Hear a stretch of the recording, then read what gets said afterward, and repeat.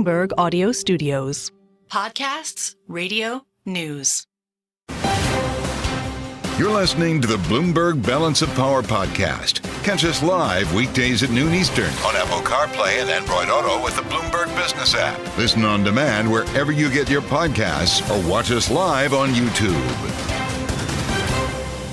Welcome to the Monday edition of Balance of Power here on Bloomberg Radio, on the satellite, and on YouTube, where you can find us right now. Search Bloomberg Global News. We keep the live feed up all day long, brings you right into the studios here in Washington and in New York to see the action behind the microphone. With great hope in the air here on Friday, we found out about it together on this program. Remember the late ad to Joe Biden's schedule on Friday to talk about Middle East policy, and he rolled out a new proposal for a ceasefire. Talked about the Trump verdict too. But this is big news, and on any other day it would have been the lead story. It quickly became one over the weekend. Right? 6-week pause in fighting, as we heard. Hostages released in exchange for Palestinian prisoners. An increase in aid shipments. Fast forward to Monday, and not so much. The headlines on the terminal: Israel pushes back against Gaza ceasefire outlined by Biden. Netanyahu says deal would pause Gaza war, not end it. And so we had to start the program with Iain Marlow, who specializes in diplomacy, from our national security geopolitics team, Bloomberg Senior Reporter. It's great to see you. We were asking Friday, why is Joe Biden rolling this out, this Israeli proposal as it felt, and not Benjamin Netanyahu? Maybe now we know. Yeah, I think the answer is that Biden wants it a little bit more than Netanyahu. I think this deal, like a previous version of a similar deal that Biden announced before and never happened, is that it's just getting back to the same conundrum we faced since the beginning, which is Israel wants the right to continue this war and destroy as much of Hamas as it wants. And Hamas doesn't want to give up the hostages when Israel's standing right there saying they don't want to end the war. Yeah. So if they give up the hostages, they lose their leverage and they're finished. And so that's just a central conundrum that we keep coming back to. And I think Biden pushed this out publicly, said this is Israel's deal, not ours. And we're faced with the reality that in Israel, this sort of deal is not popular with Netanyahu's government. Does this speak as well to what's left of Hamas? Is Israel convinced that there's enough Hamas left to fight? I think we'd heard there were 4 of 24 brigades left or something, and they've been pounding them in Rafah. We heard last week they need 7 more months.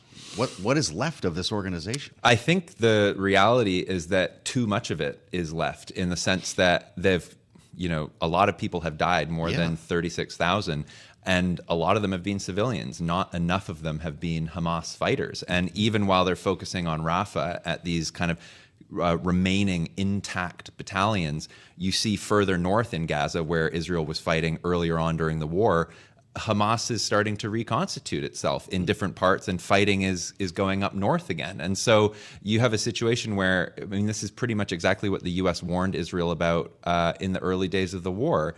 This is a hard, guerrilla warfare type war, and you can't necessarily militarily destroy an organization that has an ideology and the rest of it. I mean, the U.S. faced this kind of stuff in Iraq and across the Middle East for years. So is there a half measure? Is there a temporary ceasefire that's agreed to, maybe 6 weeks, and we'll see after that? I think the U.S. seems to be betting that they can get both of the parties perhaps to phase one of this deal, which is, release Palestinian prisoners, release a few Israeli hostages, experiment with a temporary ceasefire that allows humanitarian aid to move around Gaza. Yes, right. But then you don't necessarily get to phase two, which is when some of the thornier things start coming about, like a permanent ceasefire, all the hostages. Those are the things that Israel and Hamas disagree vehemently on. But there's a chance maybe that Biden hopes he can get these parties to phase one of the deal at least, and then see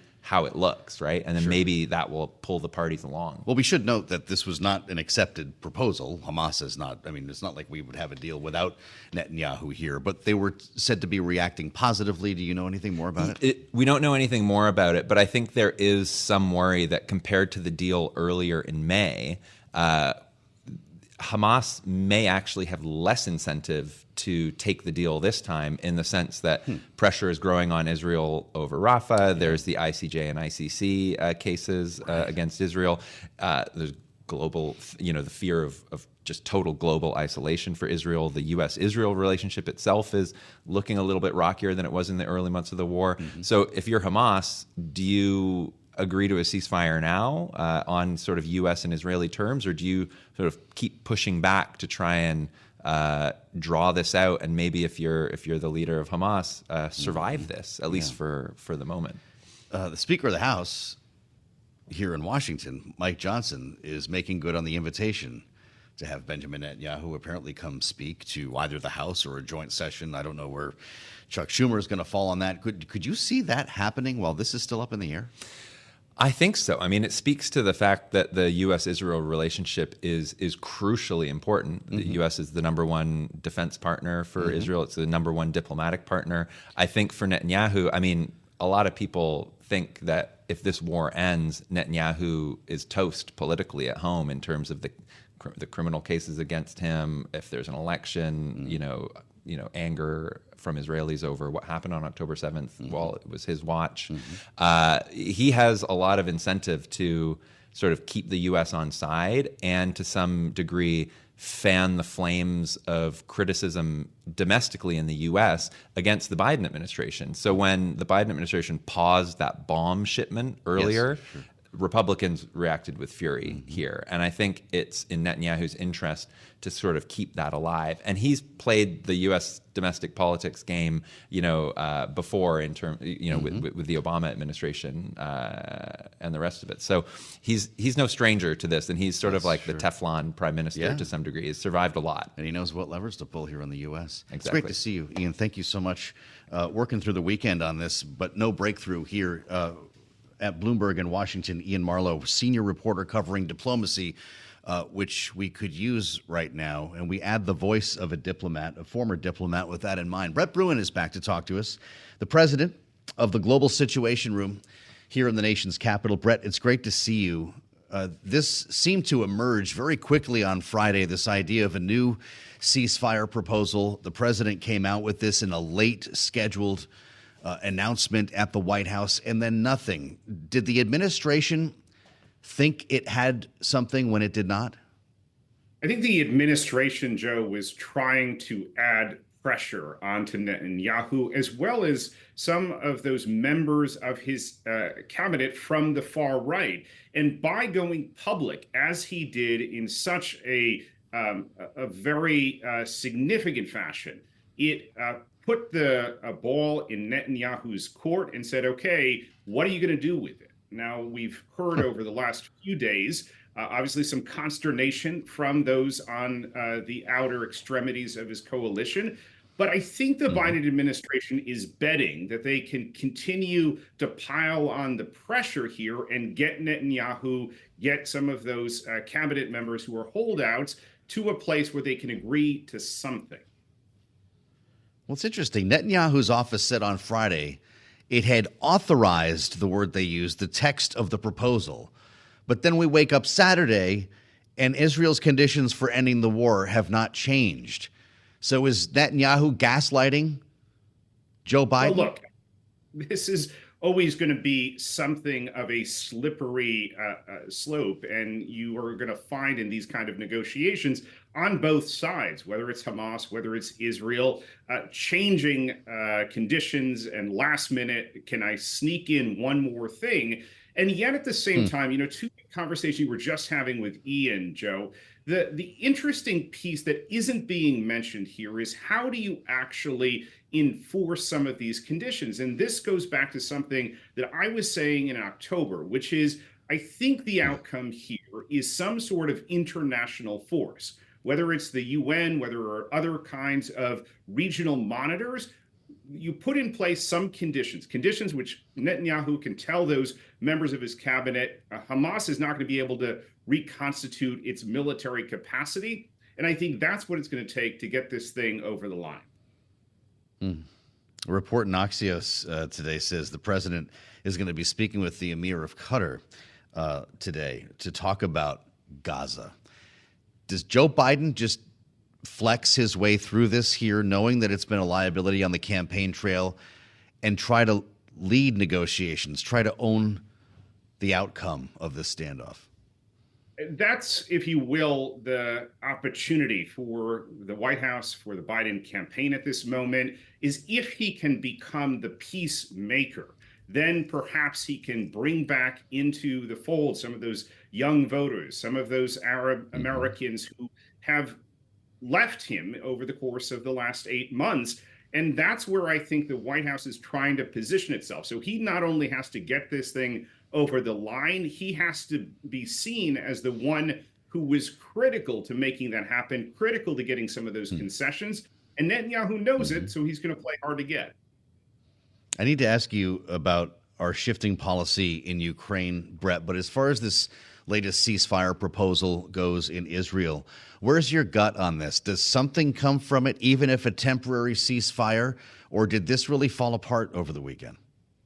I think what Iain was saying is true in that we may not get the whole enchilada this time, but we perhaps get something on the order of a mini version of the ceasefire, a few days, weeks as we've had before. And the hope then is that that's going to create some momentum so that we can get to some of these longer term efforts, and they'll call it a confidence building measure, and perhaps it will take hold. Well, we saw an important evolution in the administration's policy toward Ukraine last week. We spent some time talking about it Thursday and Friday. We actually had Yuri Sok from Ukraine's Defense Department with us earlier in the week, making the call on the U.S. to allow Ukraine to use U.S.-provided weapons offensively against Russia. And sure enough, there's a carve-out now for the area around Kharkiv. I wonder if we're already seeing the benefits, or at least Ukraine is seeing the benefits of that shift, and if this might be expanded to a wider area. Yeah, and in fact, just this morning, I believe one of the first HIMARS was fired by Ukraine into the Belgorod region. And Joe, this is one of those pieces which I just don't understand Biden's national security team's posture on this. So for the last 2.5 years, it's been at every instance, no, you can't do that. No, you can't do that. Then maybe, okay, fine, go ahead. And, you know, it's quite frankly lost valuable time, valuable resources. And even with this decision, just as you characterized it, it's only ostensibly good for the area, Russian area around Kharkiv, which, again, do we think that that's the determining factor, whether or not Putin's going to escalate this thing? These are great questions, but we've seen time and again, Brett, and we've talked to you about all of them, where it started with a no, then it got to be a maybe, and then it was somehow inevitable. And you wonder if we're having a different conversation about this by November. I think we will. And again, it's the lack of leadership on these critical crises that is concerning to me. What is the plan going forward? I don't, just want, okay, we're adding a few more kilometers to the range that the Ukrainians can fire into Russia. I think we've got to figure out, what does Kyiv need to win this thing, or at least to push Russia back into a more defensive posture so that they aren't encroaching further and further into Ukrainian territory. That's where we find ourselves right now, and I think Biden has to put forward a more robust plan. Well, do we see tides shifting in Ukraine's favor? Because a lot of folks still think that months-long delay on funding simply ended too late. It was very damaging for Ukraine's defensive positions, and you saw Russia take full advantage of it. But Joe, let's not forget, and it was just announced today, that Vice President Kamala Harris will be going to this all-important Ukraine peace summit in Switzerland. And yet President Biden, who should be there, is instead going to hang out with some celebrity donors in Los Angeles. And you have to question the optics of this. Again, I understand that it's very difficult to get Barack Obama and George Clooney in the same room at the same time, but I really think that Biden needs to be in Switzerland. You could argue that in itself would be an act of campaigning, being caught in the act of being commander-in-chief. And I think that's considered priceless in this world. Brett, it's great to see you. Don't be a stranger. Brett Bruen doing great work at the Global Situation Room. And if you're with us on YouTube, you see the only Situation Room with windows here in the nation's capital. I'm Joe Mathieu in Washington. Brett's right. Kamala Harris announcing she will represent the U.S. at the Ukraine summit in Switzerland. That's going to take place in Lucerne on June 15th. We'll be talking more about it.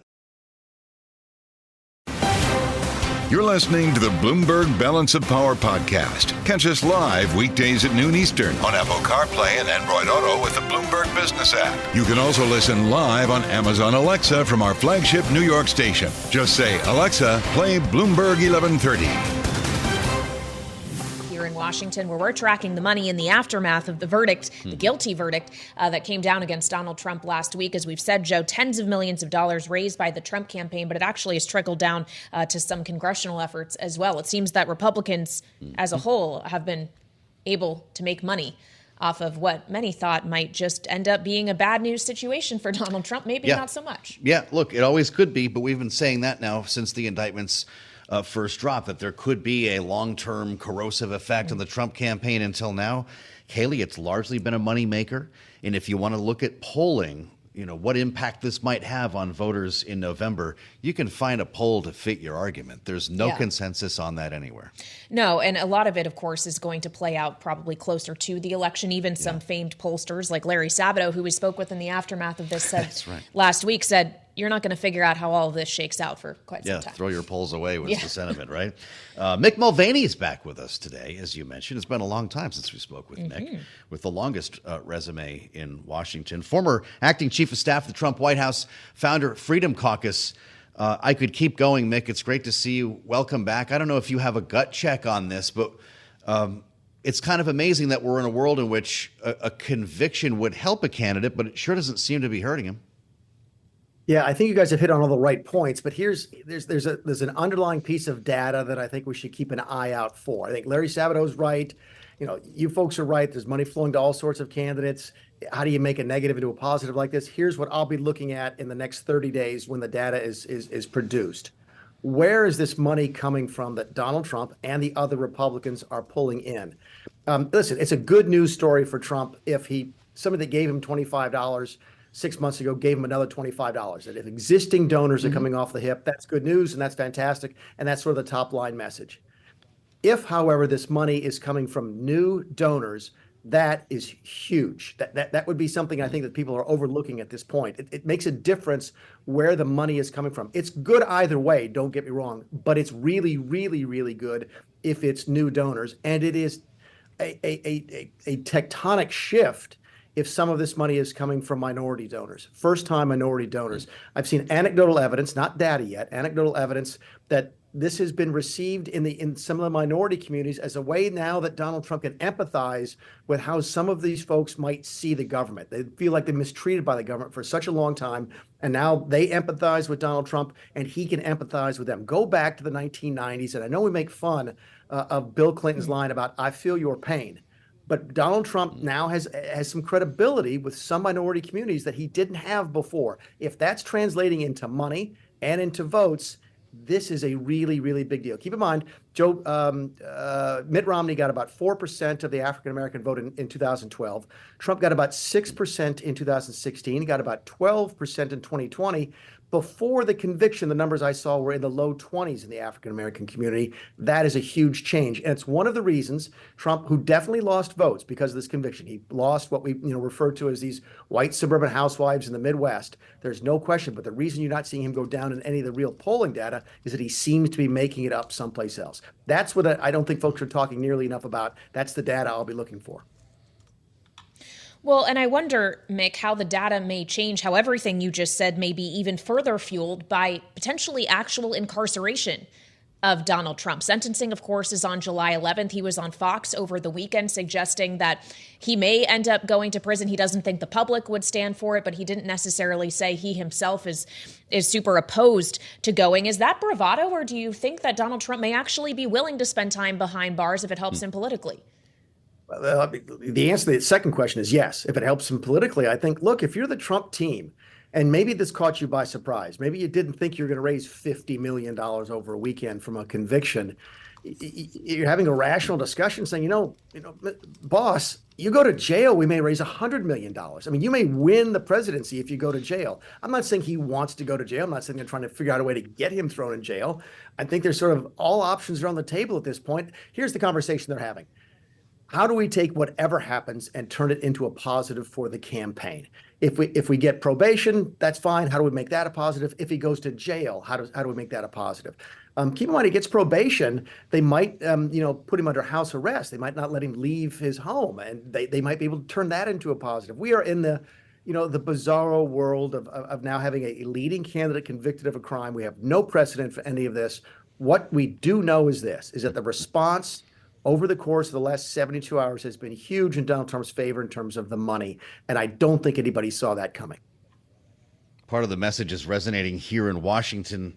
Mick, we were talking about the Defund New York movement by Marjorie Taylor Greene would actually block the state from receiving federal funds for, not just for the judiciary, but education and housing, wants to defund Jack Smith. When it comes to New York, though, do Republicans need to be careful about demonizing a state that's already hard enough to reelect Republicans?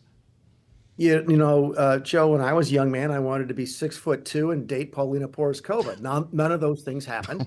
And none of this crap that Marjorie Taylor Greene is talking about is going to happen. But to your point, I don't think demonizing them is going to hurt.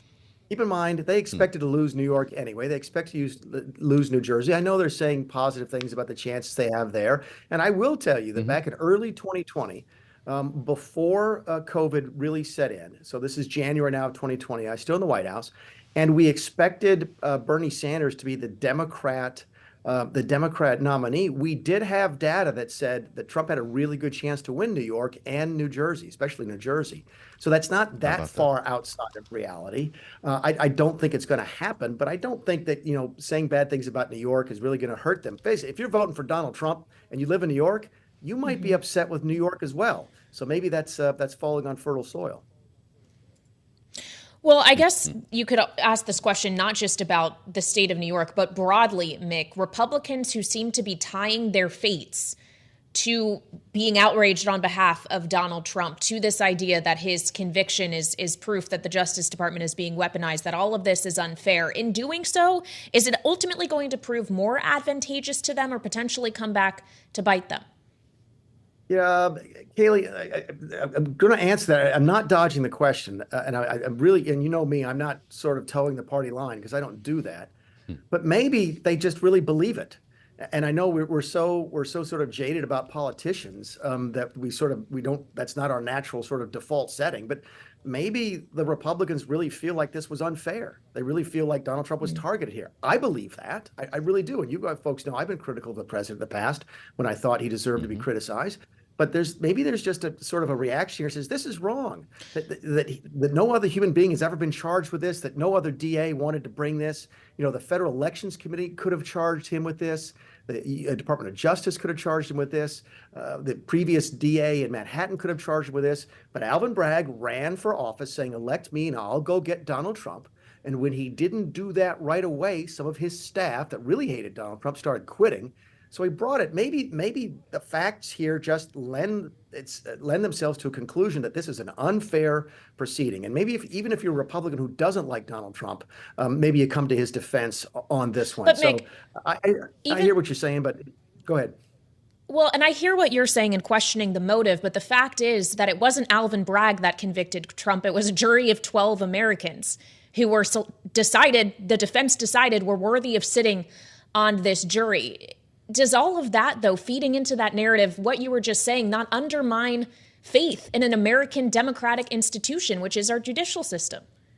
I certainly see that. And listen, I'm a conservative with a small c, and my default setting is to defend the institutions. I get it. But I also used to practice law. And I know that if I get bad jury instructions out of the judge, especially in a state where the jury cannot take the jury instructions back into the room, they're read the jury instructions, but they don't get to keep them. It's different in other states.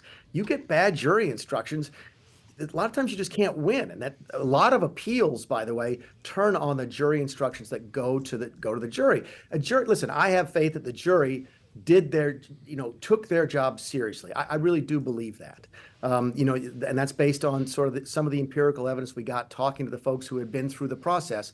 It seems like these folks really were going to take their job seriously. And most juries do that, by the way. The overwhelming number of juries do that. But if you get a bad jury instruction, for example, that doesn't clarify what that other crime has to be. Keep in mind, this was not a deal about, there's not a charge about the hush money payments. It was the accounting for the hush money payments and how that was in the furtherance of another crime. And if the jury instruction doesn't give evidence about the other or give any direction on the other crime, I mean, maybe the jury felt like they had no choice but to convict, given the instructions they received. I get it, and look, I'm with you. I want to defend the institutions, and usually I'm the person who does that. But I also understand how the legal system works. If you get bad jury instructions from a bad judge, you can get some bad decisions. That's why appeals take place, and why oftentimes those appeals are successful. Last one for you, Mick Mulvaney. Let's say he's reelected. There are questions about the White House's relationship with the Federal Reserve. Of course, this White House claims to not have one. It's an independent Fed. They turn every question we ask them to the Fed. But there's a new Bloomberg Markets Live Pulse survey out today. This is where we actually go and talk to folks in the markets. 44% believe they expect Donald Trump to seek to politicize the Fed. A quarter believe that the 10-year would rise more than 25 basis points immediately. Do you see either being true? We've heard reports that some are urging Donald Trump to become directly involved in interest rate decisions. Yeah, look, go back to 2000, I don't know what it was, Joe, 12, 13, 14, 15, when I was on the House Financial Services Committee, long before Donald Trump came down the escalator at Trump Tower and announced he was running for president. So when we were interviewing Janet Yellen on a regular basis in the House Financial Services Committee, and we were worried about her independence at that time, that she was keeping easy money too long to benefit the Obama administration, that she wasn't weighing in on the fiscal deficits that we were running, that they were politicized at that point. So that's not a new discussion. Donald Trump gets the short end of the stick on that because because of the way he speaks, because of the hyperbole he uses. But I'm worried about the independence of the Fed generally. So, but long before Donald Trump was on the scene. All right, Mick Mulvaney, former acting White House Chief of Staff to Donald Trump, former congressman from South Carolina. The resume list goes on. Great to have you back on the program. We appreciate your time. We want to turn now, though, to geopolitics, because last week we saw a surprise speech from President Biden outlining a three-phase plan for a ceasefire between Israel and Hamas. Phase 1 was temporary. Phase 2 was permanent. Phase 3 was reconstruction. Israel today, though, is basically saying not so fast. And it's on this note we want to bring in now Ramsey Al-Rikabi. He is Bloomberg Senior Editor for International Economics and Security. So, Ramsey, it seems that there is a disconnect between what President Biden says and what Prime Minister Benjamin Netanyahu is saying. Yeah, what happened? So on Friday, you're right, Biden came out with a big proposal, this three-part plan, and said, this deal is on the table. Everyone needs to take it. We should be close. Heard a lot of positive signs. Almost immediately, there was some coolness out of Israel, and Netanyahu today had something more on the record, more direct, saying this isn't really what we agreed to. There needs to be more clarity on this permanent. There won't be any permanent ceasefire until there's a clarity on Hamas's abilities and capabilities and ending those. So that seems to be something they haven't really talked about. As you mentioned, there's the phase 1 and there's a phase 2. There's this little part in between in terms of dealing with what's the future of Hamas that they didn't really touch on. And Netanyahu today seems to be making very clear that there will be no Hamas in the future as this goes forward. How they deal with that is still not very clear to us. We're trying to dig down to it, because essentially what this means is that there'll be some sort of agreement to pause the fighting, get hostages out, maybe release some Palestinian prisoners. But who they're going to negotiate after that, if Hamas is then completely off the table, is unclear. How you move into phase 2 and get a more enduring ceasefire. Well, so how far did Joe Biden get over his skis on this? Because Benjamin Netanyahu's office said they authorized the text of this on Friday, and then On Saturday, we're on a different page. I think what seems to be the sticking point is this issue over the capabilities, and there's really no definition of what that is. Biden seemed to try to make it clear on Friday. He said Hamas can no longer repeat October 7th. They don't have the capabilities to do that kind of attack anymore. And what it sounds like from Israel saying that's not the point. There can be no Hamas involved, no capability to do any attack. So it seems that they brought this to Hamas on Thursday, and from what our understanding is that what Biden was going to say went to Israel on quite short notice on Friday. So it doesn't seem like there was any clarity on what this means. Should we still allow for a potential, at least temporary ceasefire to come for this? It seems that Netanyahu is open to that. He said there could be a pause in hostilities. Yeah, whatever the specific purpose that he wants to use is clear. So maybe there's a partial. There is a potential to have a pause, release hostages, but in terms of a permanent ceasefire, there's nothing anywhere getting close to that yet. Stay close with us on this. Obviously, it's something that could be moving throughout the week, and we'd love to have you back. Ramsey, Al-Rikabi, with us from our national security team and international economics team here in Washington, D.C., with the smartest minds in the business and more to follow. We'll assemble our panel next. Rick and Jeannie are with us on this Monday edition of Balance of Power alongside Kailey, Leinz. I'm Joe Mathieu. This is Bloomberg. You're listening to the Bloomberg Balance of Power podcast. Catch us live weekdays at noon Eastern on Apple CarPlay and Android Auto with the Bloomberg Business app. Listen on demand wherever you get your podcasts or watch us live on YouTube. Welcome back to Balance of Power. I'm Kailey Leinz alongside Joe Mathieu here in Washington, where we're still feeling the ripple effects of last week's conviction of former President Donald Trump. He, of course, found guilty of 34 felony counts of falsifying business records. And by and large, what we have seen from those inside the Republican Party is support of the former president, of the notion that this entire thing was rigged against him. But not everyone is singing the same tune on that. Specifically, Senate candidate and former governor of Maryland, Larry Hogan, who is going to try his best to flip a blue Senate seat red. He has to tread carefully here, but not everybody seems to think he's doing so correctly, including the co-chair of the RNC and daughter-in-law of the aforementioned Donald Trump, Lara Trump, who had this to say about him this weekend. I'll tell you one thing. I don't support what he just said there. I think it's ridiculous. And I think anybody who's not speaking up in the face of really something that should never again have seen the light of day, a trial that would never have been brought against any other person aside from Donald Trump. But does the RNC support his bid? The respect of anyone. Well, he doesn't deserve the respect of anyone? He doesn't deserve the respect of anyone in the Republican Party at this point. What she's referring to there is a tweet. This is coming off the verdict. All he said was, quote, respect the verdict and the legal process. This gets back to your question to Mick Mulvaney. Are we respecting the institution here, the process of the jury? He didn't say shame on Donald Trump or anything that criticized him.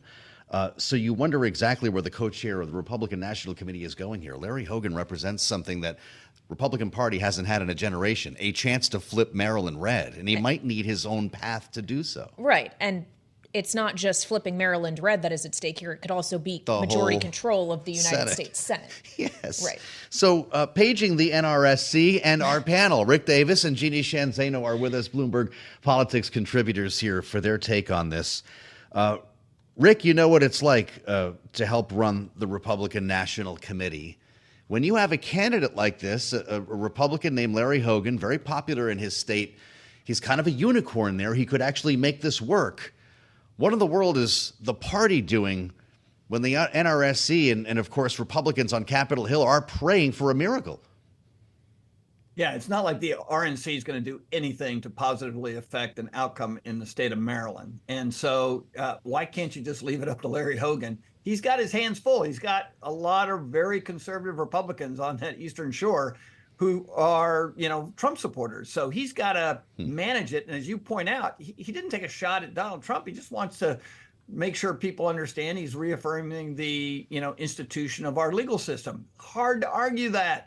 And I guarantee you there are 49 Republican senators wringing their hands right now going, wait a minute, this is our chance. He is the 51st vote. There's no guarantee that we pick anybody else up.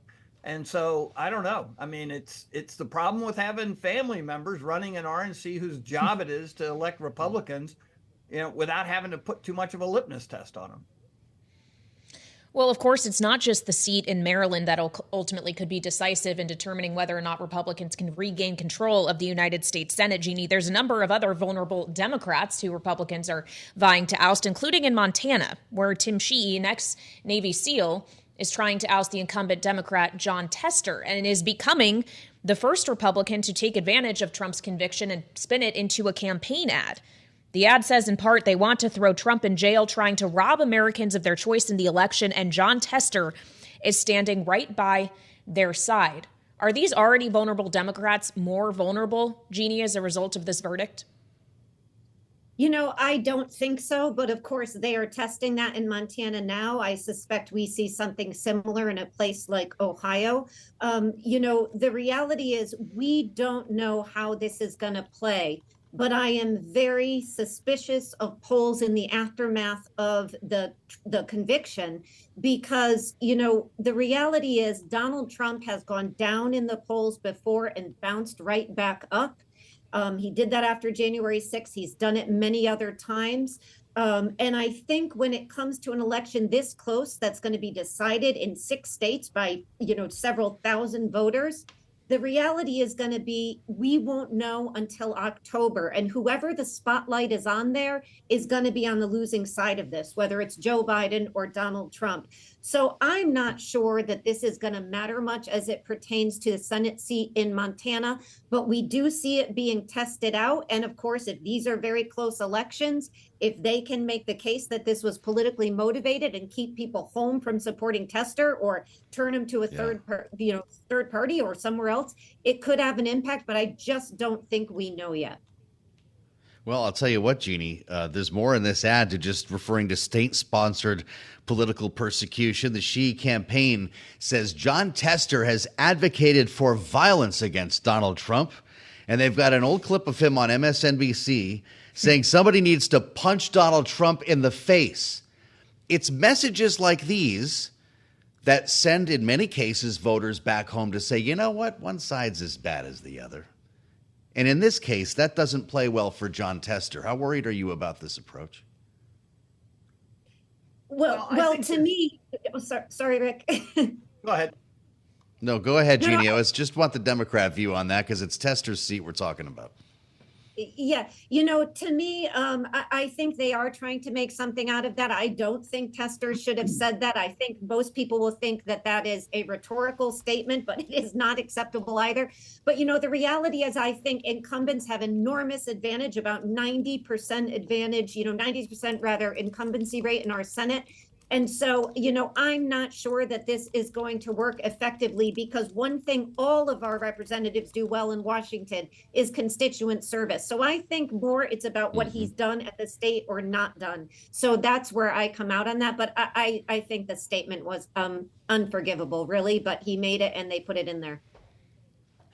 Okay, so that's one Democratic senator in Jon Tester. I want to talk about another Democrat, at least for now, Senator Bob Menendez of New Jersey, who, of course, is in the middle of a trial of his own related to bribery charges. Reports today, Rick, are that Bob Menendez is going to file to run for re-election as an independent. Again, keeping in mind he is in the throes of an active criminal trial. What do you make of this? Desperation. I think that, he's a guy who obviously is seeing a relatively stellar Senate career go down the drains. Maybe even potentially, future legal problems for himself and his wife. So the reality is that you really wonder what he is thinking. If he gets on the independent ballot, and there's no guarantee of that happening, he could drain away votes from whatever Democrat is going to challenge that seat and potentially hand it over to Republicans. So it's a really outside chance right now for Republicans to pick that seat up. And I would say, too, in virtually every single one of our Senate races outside of Maryland, we're behind. And so we'll look for Republican seats anywhere we can find them in the Senate. But I think Menendez is certainly sounding like he's conspiring to help us win one. Well, the Senate's going to be busy coming up here, it seems, with some pushback from Republican members, namely Mike Lee, who's upset enough about the Trump verdict that he's promising to roadblock anything that comes from the Biden White House, including judicial nominations. Jeannie, how does Chuck Schumer respond to this, knowing that we are, in fact, in an election season? And frankly, the work appears to be done for this Congress, with some very few exceptions.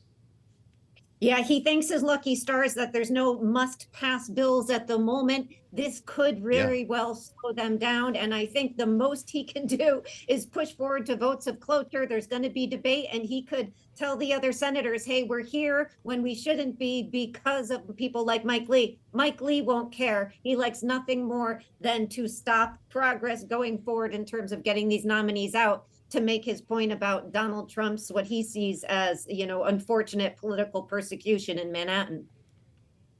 Well, and of course, any one senator does have the ability to be disruptive in a body that requires unanimous consent to do anything quickly. Members of the House, Rick, don't necessarily have that same kind of power, though certainly they can make a lot of noise, including, say, Congresswoman Marjorie Taylor Greene, who not only wants special counsels now defunded like Jack Smith, but potentially the entire state of New York being defunded or at least blocked from receiving federal funding. If you're Mike Johnson, the House Speaker, knowing that effort is not going to go anywhere in a Senate that is actually controlled or helmed by a majority leader who is from the state of New York, do you give that the time of day, or does that help you with messaging? No, you don't give it the time of day. I mean, frankly, we're giving her more attention than Speaker Johnson's going to for the balance of this term. She's already broken her pick at the Speaker's office. None of the leadership take her seriously. These antics that she's using to try and get attention are just performative. And this Speaker is looking for serious things that he can do on the border, where Republicans feel like they have an advantage that they can press that can actually get them some votes. And frankly, her antics are just a distraction from trying to push forward legitimate campaign themes that could find votes for November. So it's very difficult for the leadership to put up with her, and yet she is undaunted by her loneliness in the caucus. All right, on that note, we will leave it. Rick Davis and Jeannie Shanzano, Bloomberg Politics contributors, thank you so much, as always, for joining us. You're listening to the Bloomberg Balance of Power podcast. Catch us live weekdays at noon Eastern on Apple CarPlay and Android Auto with the Bloomberg Business app. You can also listen live on Amazon Alexa from our flagship New York station. Just say, Alexa, play Bloomberg 1130. Everyone survived the weekend and actually had a bit of time to think about, Kailey, I think, the aftermath of the verdict, because so many folks were caught not by surprise, but maybe off guard at the end of last week with what we learned. 34 counts guilty, and now $52 million richer if you're Donald Trump. Yeah, in the immediate aftermath, it seems that this is working out fairly well for the former president, or at least for his campaign. But really, we're going to find out more on July 11th when he's actually sentenced on all these different counts. And that is something that he was talking about, or was asked about, on Fox News over this weekend, including the potential for prison time. Take a listen. The judge could decide to say, hey, house arrest or even jail. It could. How do you face what that could look like? I'm okay with it. I saw one of my lawyers the other day on television saying, oh, no, you don't want to do that to the president. I said, you don't beg for anything. You just, the way it is. So that could happen. I don't know that the public would stand it, I'm not sure the public would stand for it. But at a certain point, there's a breaking point. Former President Trump over this weekend, Joe. Yeah, so he's been thinking about it, whether this is a possibility or not. We were asking a lot of people last week about what the chances are. Nick Ackerman, the former Watergate prosecutor, says they're probably building the presidential suite at Rikers right now. But a lot of folks think home detention, if anything, might be more likely. I wonder what Danny Karen thinks. Yeah, he's come to see us in person here at the table today. One more opinion. Danny Karen is the founder and owner of Karen Law and a professor at both Michigan and Ohio State law schools. Great to see you here in our Washington, D.C. studio. Thanks for having me, guys. I wonder what your opinion is right now about the likelihood that Trump will spend time behind bars, and how that potentially could change between now and July 11th. How does his behavior over the course of the next several weeks potentially influence the sentence he'll ultimately receive? Well, I think it's unlikely he's going to do time in jail. Why? Because it's kind of a low-grade offense. The judge is going to look at such things when determining the sentence as his age. He's kind of old. Priors, he has none. Whether this was a violent crime, it wasn't. Those militate in favor of probation, not prison. That said, it's Judge Marchand who exclusively is in charge of deciding a sentence. So the last thing Trump wants to do is irritate him, is upset him, is, get all over him in these press conferences, including the one that he gave at Trump Tower immediately after the verdict, which, boy, rule number one, and they don't teach you this in law school, but you learn it in life, don't get on top of the guy and who decides your sentence. It's a terrible, terrible tactic. That said, is home detention considered incarceration?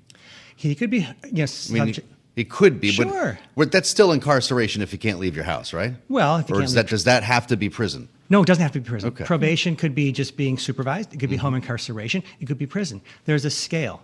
It's graded based on those factors that I just described. So when he sits down with his probation officer, we talked about this for a minute last week, to think of, these are the moments he's going to have to endure, whether there's jail or not.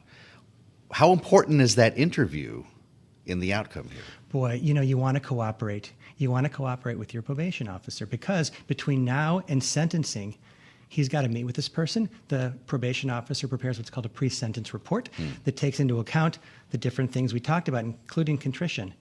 And if he's as resolute and defiant as he's been, and as he likely will be at the sentencing hearing, I can't fathom he falls on his sword at the sentencing hearing and says, you know what, mea culpa, my fault, give me a break, Judge. It could be a bad day made worse on account of his attitude from verdict through sentencing. What can he do, or more specifically, what is Trump not allowed to do now that he's a convicted but not yet sentenced felon? Are there limits on the things that he can do, the ways that he can conduct himself? Well, the limit that remains in place is the gag order. He's still subject to it because the court still has jurisdiction over this matter. So what's important to keep in mind is that the gag order applies to the jurors and it applies to court personnel. It doesn't apply to the judge, which is why he was able to say what he did. That said, is it going to work against him come sentencing time? If I'm the judge, I think it might, because judges are human. I mean, they're affected by and subject to the same sorts of whims and attitudes that the rest of us are. Somebody gets all over your case and you're in charge of deciding their fate, you're going to hold it into account and take it into account. What will his probation officer require of him beyond that meeting, that interview? Will there be multiple meetings between now and July 11th? Will Donald Trump's lifestyle be impacted in any way? Well, it shouldn't be impacted. In fact, a question I often hear is he restricted from travel? He's not. Okay. That could change. If Judge Marchand doesn't like what he hears, the judge is always able to change the contours of the time between the verdict and the sentencing. But for now, he's got to meet with the probation officer. He's got to participate in the preparation of the pre-sentence report. His lawyers are going to prepare motions suggesting a modest sentence at the same time as the prosecution's lawyers are going to prepare motions proposing a harsher sentence. It all goes into the total mix, and Judge Marchand will decide what the sentence is going to be on July 11th. I have one quick question. You might not have the answer to this, but there's some confusion over whether Donald Trump, as a convicted felon, could vote for himself. And in Florida, apparently the rule allows, and I was just looking at this, it allows the person to abide by the state in which they were convicted. So Donald Trump, because New York is more liberal in this case, could vote for himself in Florida because this case was in New York. Is that how you understand it? That's absolutely right. You took the answer. We had to switch chairs. I doubt that. There's reciprocity Okay. involved in this process, so that if you're convicted in Florida, I beg your pardon, if you're convicted in New York, yet you're a Florida resident, if you can vote as a non-jailed felon in Florida, which you can, that rule transfers to New York and he can vote. I had that backwards. It transfers to Florida and he can vote in Florida. It's very confusing, but non-jailed is the key there. If he ultimately is jailed, then perhaps the vote ability goes away. That's right. Okay. If you're jailed, that's a problem. If you're not in jail, then you still have the right to vote in Florida. This is really important, Kailey. That means we're going to see the cameras follow him into a voting booth at some point, or I guess he's going to probably vote in advance, but we'll do so in the state of Florida. Unless that is he's jailed, which is still a possibility. Which is a possibility, and we'll find out on July 11th. There's another case we want to ask you about, Danny. And the trial, in fact, began today. Hunter Biden, the son of President Biden, is on trial in Delaware. Jury selection underway today for 3 criminal counts, allegedly buying a gun and lying about his addiction. to crack cocaine. Have you looked at this case? How strong is this case that was brought against him? Do you expect that it will be easy for the prosecution to ultimately end up with a conviction here? I have looked at it. I think it's a strong case, and I think Hunter Biden's goose is cooked.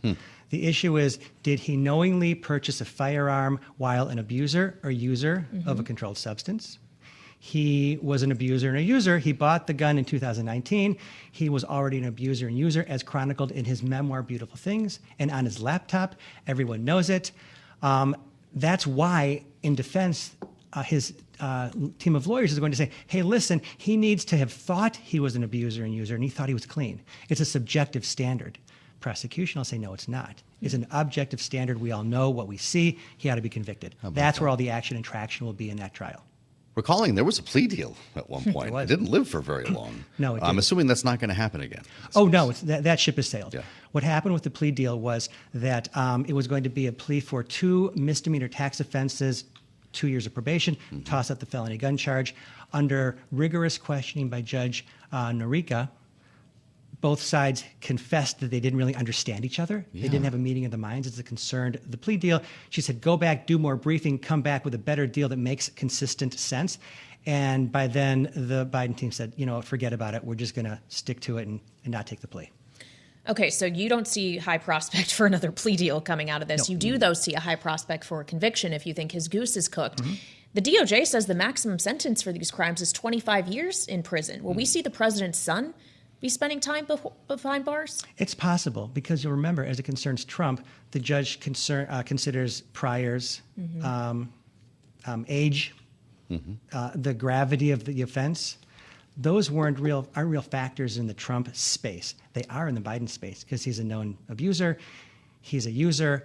He's had his share of problems. Those could enter into the mix that the judge considers come sentencing, because she's exclusively going to decide the sentence, like Judge Marchand is exclusively deciding his sentence. Will it be 25 years for a kind of a nothing, never mind offense? I tend to doubt it. It's pretty low stakes. But you know what? Those are factors that she's easily going to consider. We talk about priors, and the fact that Donald Trump does not have one is going to play into his sentencing, I think you've indicated. If there is, in fact, a January 6th trial, if the Supreme Court rules Jack Smith's trial takes place, is that New York case now a prior suddenly for Donald Trump? It is. Under Rule 609 of the Federal Rules of Evidence, past conduct related to lying and untruthfulness, like felony convictions, is admissible in evidence. Wow. It's not admissible to prove guilt. It's admissible to impeach. So that's definitely this New York case. It's definitely going to come in to the other federal cases, and perhaps even the state case in Georgia, if it ever gets back on track. Well, if is the operative word there, not just in Georgia, but here in Washington and Florida in the documents case as well. Realistically, even if we were to get a decision today from the Supreme Court on presidential immunity that allowed the judge here, Tanya Chutkan, to set a trial date, can that realistically happen and complete before the election? Or are we running out of time here? Boy, these judges can do whatever they'd like. If she wants to fast track it, she'll fast track it. If she thinks it can't feasibly be done, she won't. If she fast tracks it, the Trump team can throw out more delays. I mean, that's their playbook. They delay and delay and delay. And that's why this case in New York took so long and resolved so close to the convention, because his team tried to delay it and was successful in delaying it. So anything could happen. Do I realistically think it'll get tried before the election? No, I don't. I've got to ask you about Donald Trump's message to the Supreme Court over the weekend. As we anticipate sentencing, he wants the high court to get involved. With a message online on Truth Social, quote, "The sentencing for not having done anything wrong will be conveniently for the fascists 4 days before the RNC." He talks about, in this case, the Soros-backed DA, as we've seen before, highly conflicted, ending with the United States Supreme Court, in all caps, must decide. No, it mustn't decide. Okay. That's not how it works. The next step, which is the step they're involved in, is to go to the appellate court. If that loses, they go to the Court of Appeals in New York, which is the New York Supreme Court. They call it the Court of Appeals in New York, which is contrary to what we hear in other states. If Trump loses there, he could petition for certiorari. It's called to the U.S. Supreme Court. Will the Supreme Court take this case? They don't tend to take these types of cases, but considering it involves Trump and they've taken every other Trump case, they might take it. It's not that they must take it. They might take it. How long would it take, though, to go through all of those other courts before it would reach the Supreme Court? What timeline realistically? That's 3 levels. We're talking easily a year, a couple of years. Takes forever. Okay. So not something that would be resolved by election time or even inauguration time. Not even close. There you go. Danny, thank you for coming to talk to us. It was such a pleasure. Come see us again soon. I think we're going to have more to talk about, Kailey, between now and July 11th. Yep. I still can't get over the idea of that meeting with the probation officer. I feel like that's the next stop on the road to whatever, figuring out what the future of this story is. Thanks for listening to the Balance of Power podcast. Make sure to subscribe if you haven't already at Apple, Spotify, or wherever you get your podcasts. And you can find us live every weekday from Washington, D.C. at noontime Eastern at Bloomberg.com.